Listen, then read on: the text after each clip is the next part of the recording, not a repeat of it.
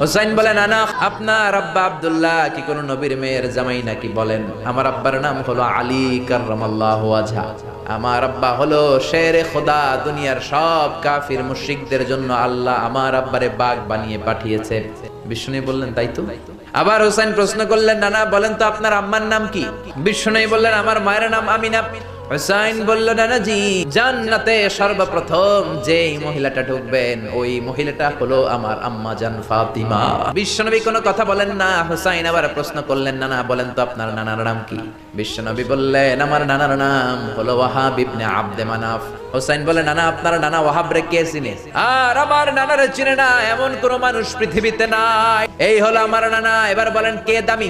বিশ্বনবী আর ধৈর্য ধারণ করতে পারেন না, ধা ধা করে চোখের পানিগুলো ছেড়ে হোসেনকে বুকের মধ্যে জড়িয়ে ধরেন আর বলেন, হোসেন তুমি ঠিকই বলেছো, আসলে আমি নবীর চাইতে তোমার দাম আল্লাহর কাছে